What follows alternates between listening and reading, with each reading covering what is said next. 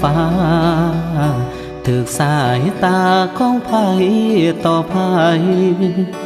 ปากหวานประหารหัวใจจนอายลงเสื้อคำเว้าคิดว่าเป็นนางฟ้าลงมาดูแลใจ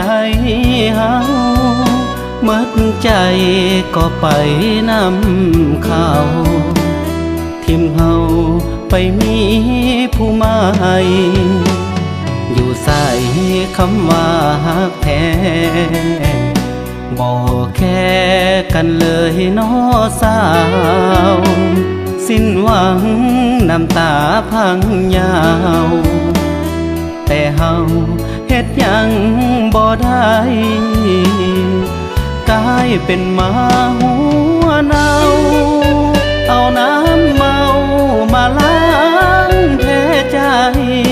นั่งเศร้าบ่เว้านำไผหัวใจเจ็บปานฟ้าผ่าเบิ่งเจ้าปานนางฟ้าหูแต่หน้าเสื้อใจบ่ได้เจ้าประหารหัวใจของอายเจ็บจนสิบ้าใส่ยาพิษให้อายแล้วไปนำเทวดาใจเจ้านั้นดำคือกา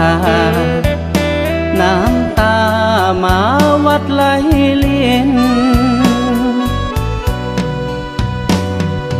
อยากห้องขึ้นไปถึงฟ้า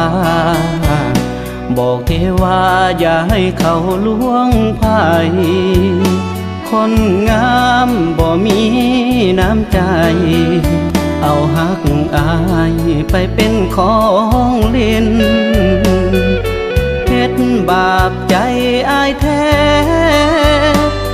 บอกแค่อายคนติดดิน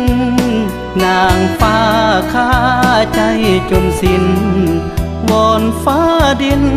พิจารณา